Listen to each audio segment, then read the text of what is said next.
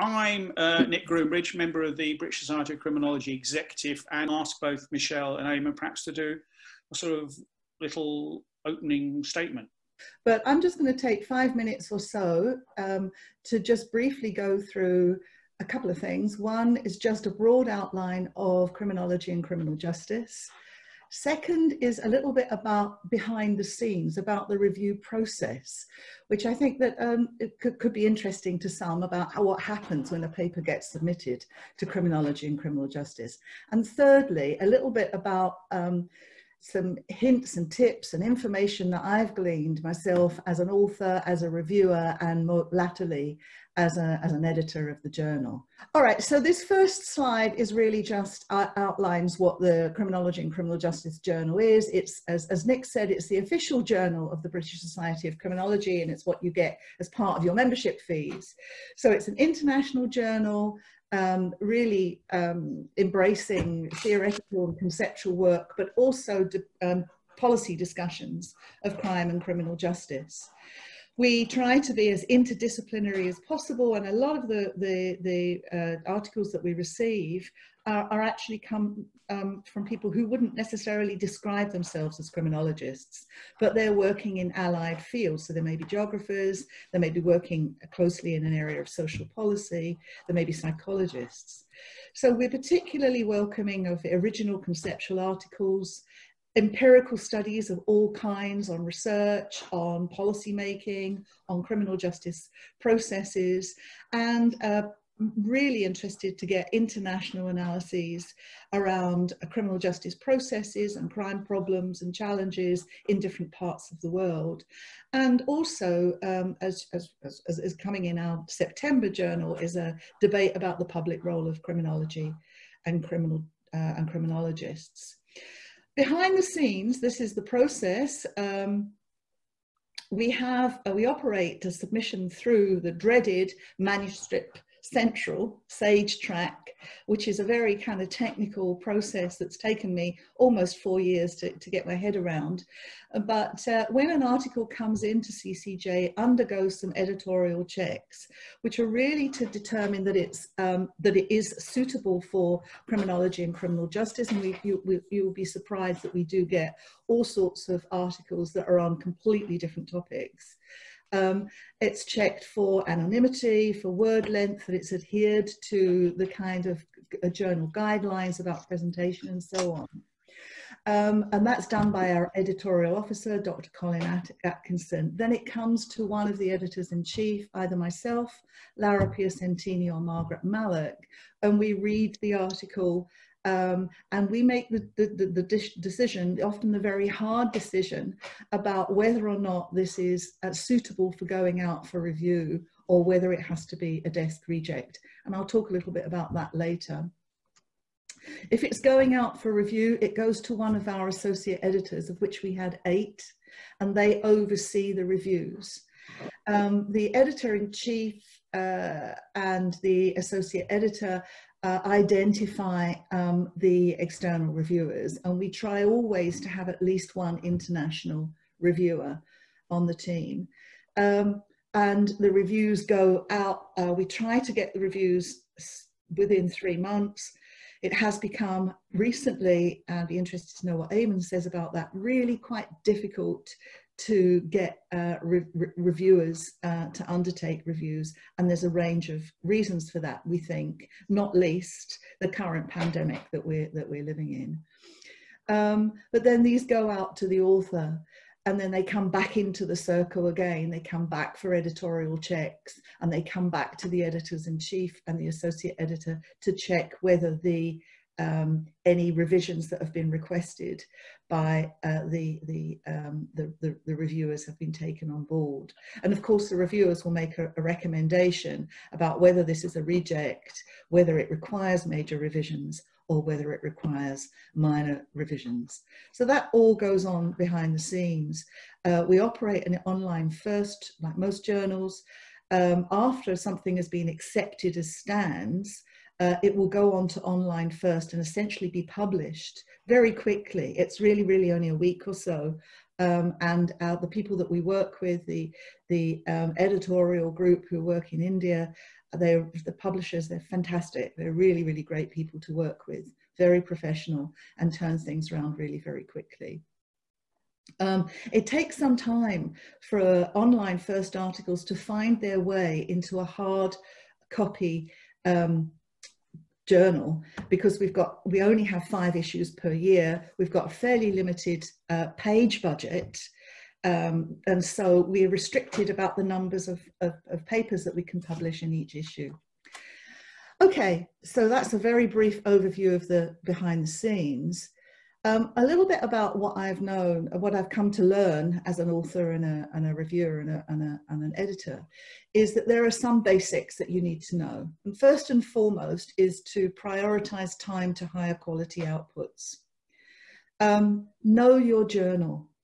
Really be aware of who are the editors, who are the likely reviewers, what is the readership of that journal. And all you really have to do is to look at some back copies of Criminology and Criminal Justice to get a sense of the kinds of papers that are published there, the kinds of readership. We know that it's the flagship journal of British Society of Criminology. So the readership are largely the members of the society, but it's much broader than that as well. So think about the readership, think about the kinds of scholarship that you see going on in various British Society of Criminology conferences, European Society of Criminology conferences, and so on. And, okay, so I was just going through some publishing basics and thinking about knowing the journal and knowing the readership. It's really important to adhere to the author guidelines around anonymity and referencing style and formatting and word count. For Criminology and Criminal Justice, we have a word count of around 8,000 words. So do try to avoid sending things in that are 12 or 14,000 words or 3,000 words, because they automatically get desk rejected because they're so far off the word count, for example. And I think most importantly is to think about pre-submission procedures, which can really vastly improve the quality of the work that's submitted. So do engage critical friends to read through your work. Do think about peer review processes, mentors, and so on, which I think is really very important to help the pre-submission procedures. Desk reject is we have a very high level of desk rejects. Most journals do. Just to give you an idea, last week we had 39 new submissions that came into the journal, of which 28 of them were desk rejects. And they were largely because of a lack of fit to the article, to the journal. They were too long, they didn't adhere to the formatting, and so on. Many of those will come back once those technicalities have been adhered to, but we do have a high level of desk rejects on that basis. So in order to avoid that, as I said, be very mindful of what the guidelines are. In writing the article, ensure that you have a very clear and focused abstract that lays out what the article is intending to do. Be ambitious. Ensure that there's strong structure and a good kind of organizational layout. That your work is methodologically rigorous, that it's theoretically on point, theoretically sophisticated, and that you have a focused summary and a conclusion. One last point that I wanted to make is, when I've spoken to people in similar kinds of fora like this, I've been asked questions about whether people should be writing for the ref. And I just want to say a couple of things about that. I think that the ref criteria of originality, significance, and rigor are useful, but only to a point. So don't write for ref purposes. Think about originality is important for providing things like new empirical material, or advancing theoretical debates, or engaging with new or complex problems, or if you're developing some innovative or using innovative research methods or new kinds of analytical techniques. That is a ref criteria, and that's equally important for thinking about journals that you write, articles that you're writing. In terms of significance, the REF criteria is important in thinking about how your work might be developing the intellectual agenda of the field, whether it's theoretical or methodological or substantive.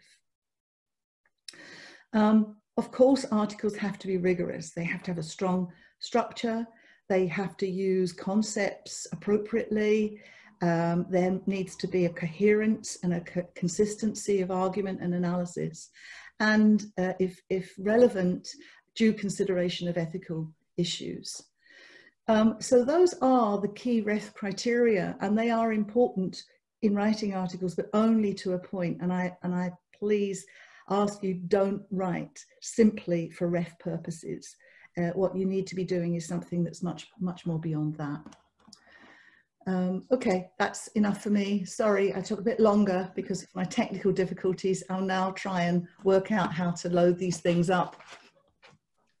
Thank you, Michele. If we could, yes, if we could go now to Eamonn, who's going to say, no, they're rubbish. Write with us, we're much nicer. As you'll see, there's lots and lots of similarities, even though we haven't discussed this in any great depth about what we were going to do, other than a kind of rough sense of how we were going to spend the time. So I'm going to try and share, though this sounds like I can't do that. So I just tried.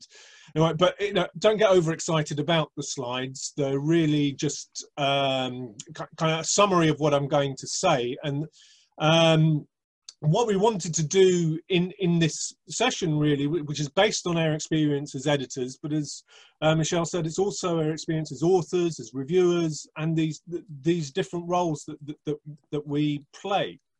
So in terms of my experience, I've co-edited the journal Crime Media Culture, which is a very niche journal, but I'm also currently editing the British Journal of Criminology, which is a generalist one. It speaks to all corners of the discipline. But I also peer review for a range of journals, from sociology, criminology, across the piece, really. So I've got a sense, I think, of what makes a good article, which I sometimes hope translates into my own work, but not always. The first slide is one of basically stating what the criteria are for publication in the BJC. And I found these recently as I've recently taken over editing the journal, and as part of that you write an editorial saying what the kind of mission is of the journal. And I found these from something that Pat Carlin wrote, I think it must have been when she took over, which would have been about 2007. And I thought, well, no one's changed them since, and they're pretty good. And they're very simple. There are two criteria. The first I'm quoting is the degree to which the article contributes new knowledge to an understanding of crime and society. So that's the first criteria. And the second criteria is the overall quality of the argument and its presentation. So they're the criteria. And as such, it welcomes the journal for contributions from a variety of perspectives, right across the piece, from humanities and social sciences to the so-called hard sciences, psychology, etc. But what I wanted to do, though, was unpack these criteria in a little more detail. And so that's the second slide. But this advice also extends to other journals too. So it would apply to Crime Media Culture, my kind of very narrow specialist niche journal, two really generalist ones. So moving over onto the next slide, as you see, the first criteria is this one of originality. So as a reviewer, what you're doing is you're looking for, does this paper that's before you, does it make you think differently? Does it make you see whatever topic the author has in mind? Does it make you think, I hadn't thought of that? That's a good thing. Or, and this is not such a good thing, is it simply covering well-worn grounds, sort of ideas, material that you've heard, seen many, many times before? If so, that's not really that doesn't make for an original piece of research. So does it offer new data? Does it add to or challenge previous studies? And as Michele says, a key criteria is methods. Are they robust and rigorous? You want to be convinced that the author has applied and developed robust and rigorous methods. But also sometimes, and this again is originality, you want to see imaginative, boundary shaping, boundary pushing methods as well. So, you know, that can be your originality criteria too. You're doing something that very few people in criminology have done, but maybe in other disciplines they have been used. So you're kind of, it's a task of translation, taking a method from one field, using it in another. That's original. So as the author, the crucial thing is having something to say, and that's a point I put up on the slide. But I say that, but really don't also overcomplicate what it is you're trying to do, because that's really a common pitfall. And I'll say a bit more about that in a moment, because it's also tied into contribution, which is the second point I have up on the slide. So here, you're not simply, as a reviewer or editor, you're not simply looking for, does the author have a solid grasp of the relevant literature? That's important. You want to be convinced that the author has some authority over it. But you want a strong sense of why these arguments or these set of issues are timely and or significant. So it is, again, as Michele said, a really good idea to do your homework on the journal you're thinking of submitting your article to. Is there a debate in it that you're wanting to add to? Do you have a fresh set of empirical data to add to this debate, or a different theoretical interpretation of it? So yeah, do your homework on what the journal has published.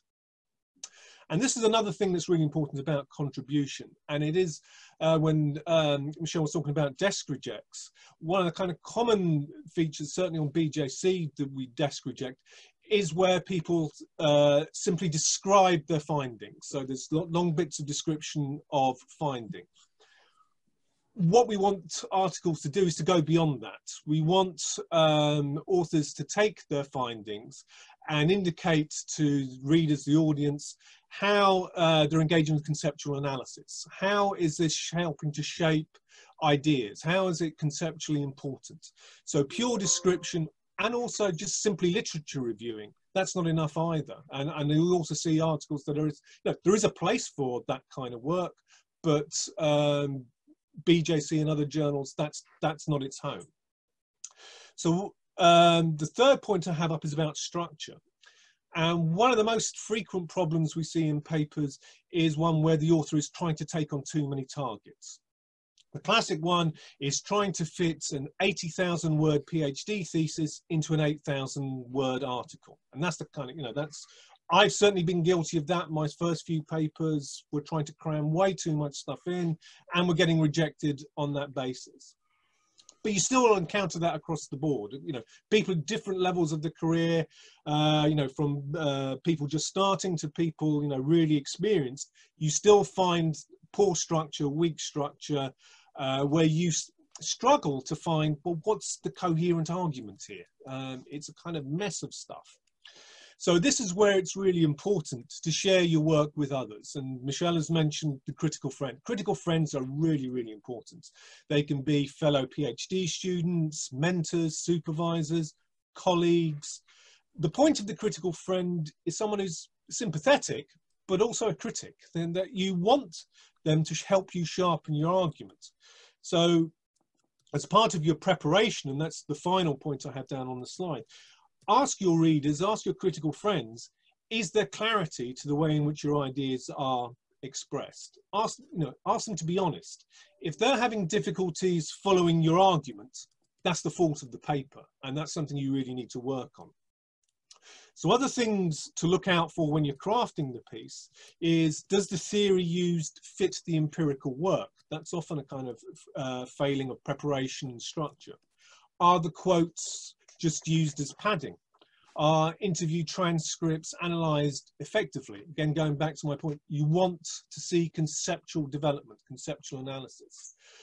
If it's a kind of purely theoretical paper, do the different theories fit together convincingly, or are they completely incompatible? And that's also a common failing, is where people try and meld without due care and thought, how is this mix actually going to work?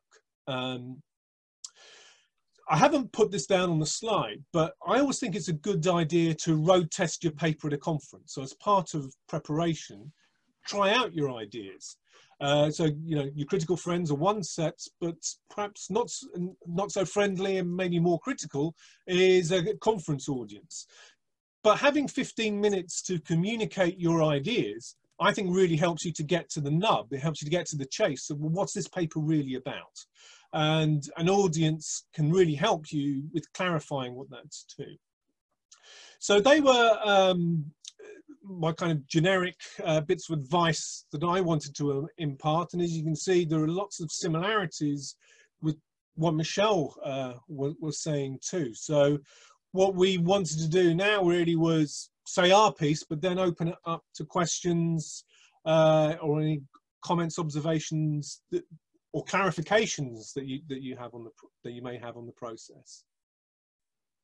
Thank you, Eamonn. So do people have questions? Obviously, I've got some if people run out. And David is first in there with a question and also beautifully illustrating what I was about to say. And could you make it nice and clear by raising your hand in a well-behaved sort of way? So, David, crack on. Tell us who you are and what your question is. Hello, I'm David Wilkin. I'm a fairly new Doctor of Criminology. I'm an honorary fellow at the University of Leicester at the Centre for Hate Studies. My particular niche area is disability hate crime, which isn't actually followed by millions of criminologists, you might be shocked to hear. I've been published a couple of times in chapter form in books, and I'm keen to write an article or two. I'm not under any ref pressure because, like Nic, I'm retired, technically, although, you know, this is like a second win for me, although you can get tablets for that. But what I'd like to do is write a couple of articles, and I'd like to know a couple of key points about converting from chapter writing, perhaps, to article writing. I can go first, and then or yeah. Michele, if you want to, step in. Go ahead. Yeah, no. Well, the good thing is you have already published. So you have a sense of working to a deadline, working to a word limit. Journals have word limits. So they're on Criminology and Criminal Justice, it's 8,000 words. On BJC, it can go up to 10,000 words. But I think the most important thing is really think about what is the point you want to make, and to not overcomplicate it. So to take one theme or one issue and really, really go for it and evidence it, pull it apart and put it back together again. I think that would be my, my one bit of advice about, because in chapters, and I've done this on book chapters, you have more freedom, which is good and bad, brings good and bad things. You can be a little bit more all over the place. You can perhaps be less rigorous, but also more imaginative in what it is you're trying to do. Whereas, and you're probably only going to get steers from the editor and maybe perhaps one other person about your book chapter. Whereas a journal article, it's an anonymous process, but it's not that anonymous in the sense that when you do your homework on the journal, look at who's on the editorial board. So say if you're working on hate crime and is there someone on this particular journal, do they work on hate crime? If so, it's likely that your piece is going to end up with them, at least as one of the authors, and then the editor is likely to choose, go outside the editorial board and find a hate crime specialist. So, really important to do your homework on the journal. No point submitting your journal, which, as you say, is everybody's work to a certain extent is niche. So look at on the front page or on the website increasingly these days, it will have a list of who's on the editorial board. So they would be my tips. Have you got to come back on that, David, or is that? No, not particularly. I was thinking about the freedom of writing. That was behind my question, I guess, because I've written a complete book and I've written a chapter in a book, and an article is, I think, although it sounds like I'm speaking from experience, but I'm not. An article deserves a different type of discipline. Yes, for sure. focus, and I've got to master that. I'm all right working to a schedule. I think that's right. It is about mastering the different kinds of audience, the different kind of genre that you're in. But I think Michele wanted to come in. No, I was just going to agree. I mean, I think that focus is really very important. Many chapters are much broader. There's more license for including other material, but with an article, because you're quite constrained by the word length, and you know, it's I think a much more tighter piece of writing, and that's where your abstract is really very important. And I find, you know, thinking about writing abstracts almost in advance of writing an article really very important, because that gives you the focus that you need to attend to in writing the article. So, but other than that, I really agree with everything that Eamonn has said. Okay, thank you. So, is there anyone got anything urgent? Because obviously I've got some filler here. This is a question to everyone, including our expert panel.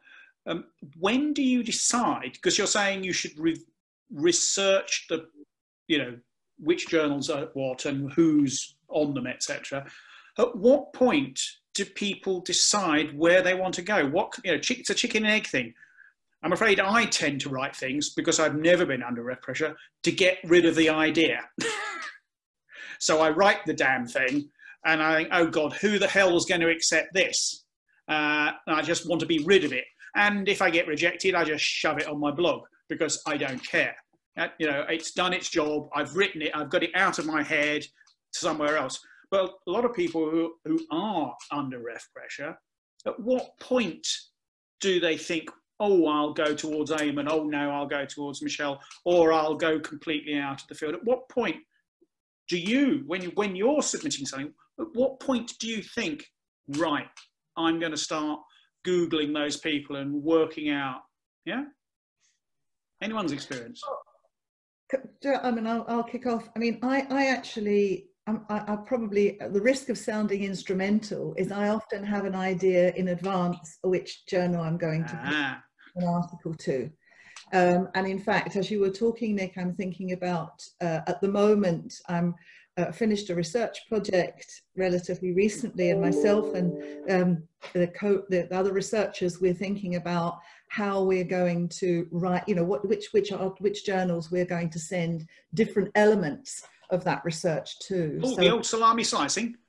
Well, no, not exactly. Please don't. Please don't accuse me of that. We're all friends here. What stays on is on Zoom stays on Zoom. Yeah, well, there's difference. There's more, you know, for at the moment, we're thinking there's a methodological piece here, which is really about the methods, and I think that's quite different from the sort of substantive research findings bit of it, so they can be teased apart. So we've been having this debate around which journals, and familiarizing ourselves with all of those kinds of author guidelines in those respective journals. But I would also say that, and it's something that CCJ really welcomes, is you know, an email to one of the editors to say, I'm thinking about doing this. It doesn't have to be fully blown at that point to say, I'm thinking about doing this. Is this something that you might be interested in for CCJ? Now, we can't, you know, we can't often give a definitive answer, say yes, yes, yes. Often you have to see the whole thing. We do have to see the whole thing to know whether it's reviewable for CCJ. But having that conversation, that dialogue with editors, I think can be very helpful and very informative. And we welcome that. And we get a lot of requests like that, of saying, we're thinking of doing this, but would it be suitable? And through that discussion, you get a sense of whether CCJ, for example, is the right home for your work. So I would welcome that. Yeah, I mean, I think any project that you do, from PhD up to the most recent ESRC funded, or whoever is funding it, research, you'll have generated a lot of ideas, a lot of information, a lot of material. So you'll have, you know, for want of a better word, a publication strategy. You'll want to know which bits of it are suitable for publishing where. So you'll kind of have a sense of you know, whether it's a methodological piece, a theoretical piece, and you kind of choose your journals, or where you're going to publish, and the kind of audience you want to speak to as well.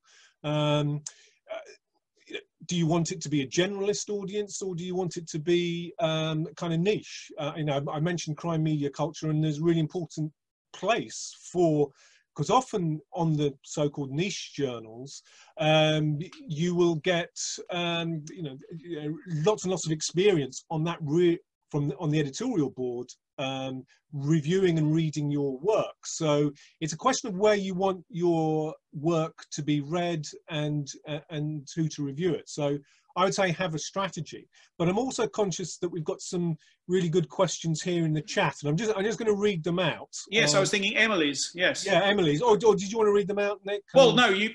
Yeah, I've got. Yeah, Emily asks. Sometimes reviewers ask you to do a lot of extra things, and it can be very difficult to fit it all into the word count. How do you acknowledge what they suggested, but justify why you haven't done it? Or, she says, being able to do it in the word count. So there's lots of important questions there, and ideally what you should get is you should get a steer from the editor to say, say it's a major revisions, and the 2 reviewers or 3 reviewers have asked for lots and lots of things, and sometimes they'll agree about the kinds of things you need to do, but sometimes it'll be all across the piece. So ideally what you should get is a steer from the editor, and if the editor hasn't given you a steer on, you know, how to make sense of all this advice, suggestions, revisions, you know, ask them. Say, you know, I'm really pleased to have got this opportunity to work on the paper, and I can see a lot of work is required, but I'm just a little unsure as to how I should tackle all this stuff. And the editor should give you, you know, should give you a steer on that. So that should, you know, of course that doesn't always happen, but it should. And then how do you acknowledge what they've suggested, but justify why you haven't done it? Now, every journal should also give you as the author an opportunity to respond to the reviewers. And it's perfectly fine to say how you've responded to this wealth of advice, suggestions, revisions. And you can, it's perfectly fine to say, reviewer 1 asked me to do A, B, and C. I was able to do A, B, and C, but C contradicts what reviewer 2 was asking me to do in D, E, and F. So I've made a call on how I'm going to respond to D, E, and F. And here I'm just going to tackle E, because again, I've got a word constraint. I'm up against an 8 or a 10,000 word limit. This is how I've chosen to tackle the reviewer's comments. So it's not an argument for being purely selective on what they say, but it's weighing up how to, if you've got a lot of suggestions or advice, how to deal with that. You know, involve the editor, I would say. You see, we have another question from Alex. What if your paper is highly critical of the editor's work? Should I be wary of submitting to that journal? No, I would say. Take them on. Yeah, absolutely, absolutely. You know, I don't. You know, I don't think that you should be wary of submitting to a journal if you're challenging someone's previous work. I mean, I think, you know, journals really are there to encourage debate and to encourage dialogue, whether that takes place in the pages of the journal or whether it takes place more broadly in venues like this. So and editors, well, not all, but should be open-minded and even-handed in terms of the way that which they deal with submissions coming in. And there will be you know, responses from the individual reviewers.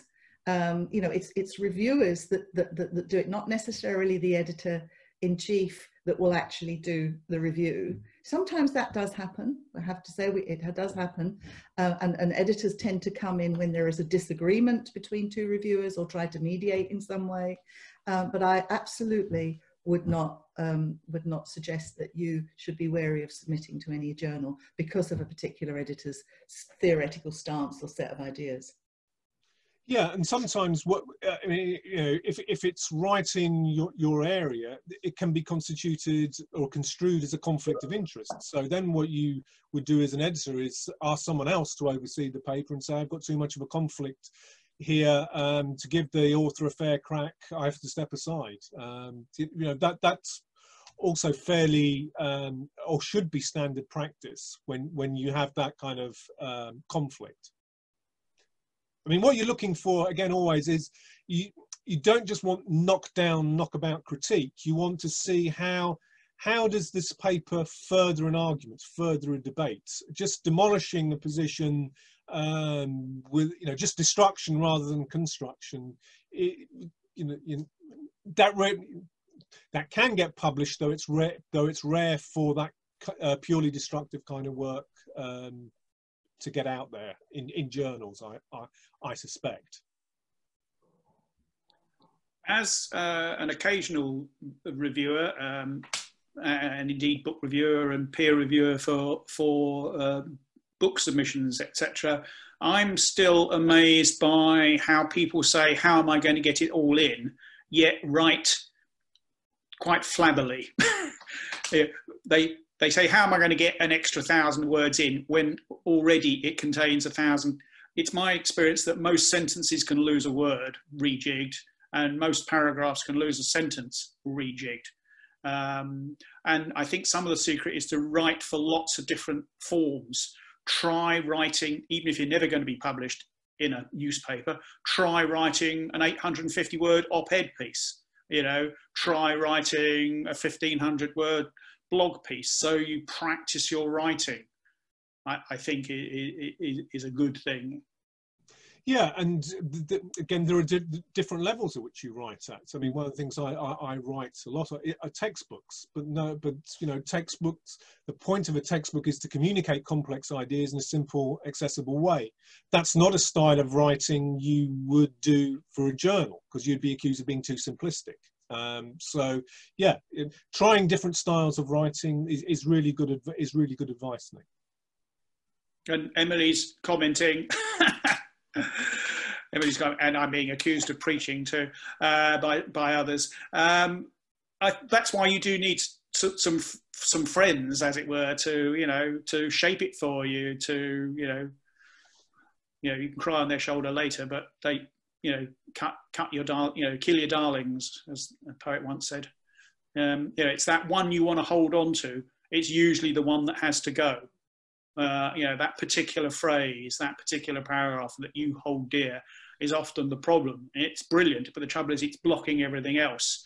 And so if you remove it and find a different way to do it, you can rejig it. The trouble is, I think far too many people are still worrying about the ref, or even just their futures, as in, I've got to get something published. They didn't have the sort of luxury I had of, not having to worry about the ref because I was in such a small institution. I didn't care.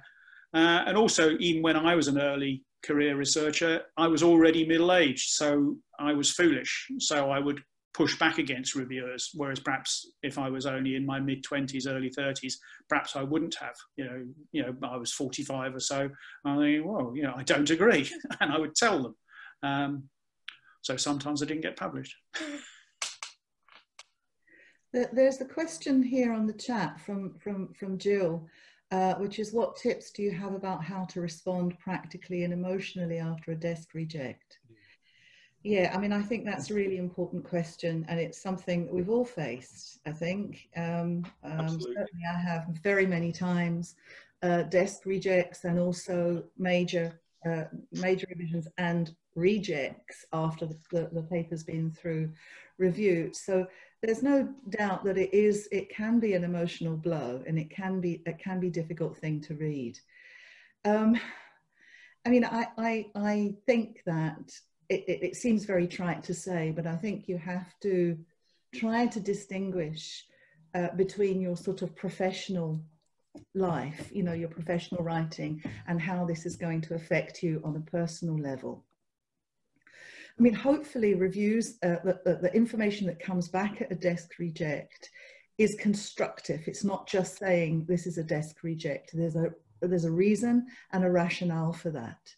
And usually the desk reject, as I was trying to say earlier, is either because the paper is not fitted in with the author guidelines, so it's not anonymized or it's over word length, but it might also be about the fit to the particular kind of paper. And often you will get information from the editors to say, actually, you should try X journal or Y journal, because it's not going to really be of central interest to our particular kind of readership. So, you know, it's difficult. It's always an emotional thing, but do try and differentiate. This is a kind of, it comes with the territory. It comes with the job, that you get these challenges and blows that you have to deal with. And there's no easy answer to that, but just that we've all been through it and we're all trying to deal with it in different kinds of ways. But do take the advice that comes back, and hopefully it's constructive to point you in a direction of another journal, or has some helpful hints about how you might revise it. Yeah, I absolutely echo everything Michele has said. My first few papers were rejects. The first one, I couldn't get out of bed for 2 weeks. It's, you know, you take it really, really hard, and there's, you know, there's no way of softening that blow other than, as you develop an academic career, you have to almost have a kind of schizophrenic splitting off of your kind of the person who does the professional stuff that's out there and is public and gets criticized or, you know, praised or whatever, and you kind of disassociate that from your, you know, your real self, as it were, because otherwise it's just too painful to deal with. That kind of constant assessment that we're subjected to, whether it be teaching, research, you know. So yeah, I mean, it is a bit developing a second skin, but I would also say, and this is you know, coming at it from the other side with the desk reject. Often it is you know, too many targets is one kind of common issue. The other is research summary type papers, and they have a place. So the again, the steer from the editor should be, this doesn't really work for us. I mean, it's, you know, it's a really nice summary of your research. I would try placing it in, then give some suggestions for there. It's not, it's a question of fit, which doesn't necessarily mean it's a bad paper. It just doesn't fit in with what this particular journal is trying to do. But that might still feel also bad, because it means you've not done your research properly. You've made a proposal to the wrong partner and they've said no. You know, and that, you know, again, going my own personal experience with the first few papers I sent them to the wrong, you know, one, partly they were also not very great papers. I'd also not chosen, you know, the journals. What was I thinking? I know, you know, on reflection when I look back. But, you know, you don't know at the time. You know, even with the best mentors, best critical friends, you know, you're going to make mistakes, and mistakes are an important part of the process too. I take it there's no one who has an encyclopedic knowledge of all of the journals that might be appropriate, because it seems, particularly to me in criminology, that it actually could turn up anywhere, which is why we don't have our own ref panel. Karina's got a question. Not so much a question, actually, but Matt Ashby produces something called Crim Papers, which is a selection of RSS feeds of all journals, basically, that are published that touch on criminological subjects, and produces a daily or weekly email of everything. And I thoroughly recommend, if you're starting to think about where to place your stuff, look at Crim Papers, because it really kind of widens your sense of what's out there and where a potential home might be. And I do kind of curate that for policing journals, but it's, you know, the range of journals that's out there is extraordinary, and as you say, you can get lost, but there is a place you can go, which is Crim Papers by Matt Ashby, who's at UCL. You'll be putting the link on that. I see that Yi Jing's asked a question about journals' preferences for qualitative over quantitative. I've seen some things on Twitter over the last couple of weeks of people complaining about one journal or another, saying no qualitative. I don't know what most people's my preference is towards the qualitative, but, you know, how do we stand on qual versus quant? Well, CCJ welcomes both qualitative and quantitative papers, and we publish a variety of those. Although I would say, looking back, certainly over our stewardship of the journal, we've probably had around 2/3 qualitative papers and about 1/3 quantitative paper. But one thing that I would say about some quantitative papers can be very, very technical. And as such quite difficult to comprehend. They can be written in a style that is not particularly accessible for a more generalist readership like CCJ. So we do tend to desk reject those quantitative papers who we consider that are very, very niche and that would be better in a more technical paper. Or they're written in such a dense style where they're, for example, where they're predominantly tables and very, very little text. So we're very welcome and open to quantitative papers, but they need to be accessible and readable, if you like, and more pitched at a sort of more generalist audience. Yeah, on BJC we publish both and welcome both. So the process is, say if a quantitative paper comes in, I have absolutely no quantitative expertise whatsoever. So then what I do is I ask one of the quantitative experts on the editors what their view is, whether, you know, and there are 5 or 6 editors, I can't remember, 5 or 6 editors, 3 of them for sure have quantitative expertise across a range of different things. And so they would do the initial screen, because I, you know, hold my hands up and say, you know, I don't have a clue. And they would say, yeah, this should go out for review, or no, there are problems with this, and, you know, and they would give a sentence or 2 that one can then give back in the feedback as to why this isn't going out for review. So again, it's looking at who's on the editorial board. So it would be, if you're a quantitative researcher, it would be obvious from looking at the British Journal of Criminology who the quantitative people are, because of the stuff they've published, and also papers that the journal itself has published. So again, it's about homework. Yeah, I agree with that. Just purely looking at journals and sort of flicking through them, I think that the amount of quant in what I think of as British criminology seems to be creeping up a little bit. I remember we used to look at criminology and it was all quant for the Americans. So I certainly wouldn't think of ever trying for going for criminology with my qualitative and sort of airy-fairy methods. Anyway, but it's changing. I mean, criminology, the kind of stalwart of what everyone thinks is of just formulas and quantitative tables. They recently published a paper that was all about narrative.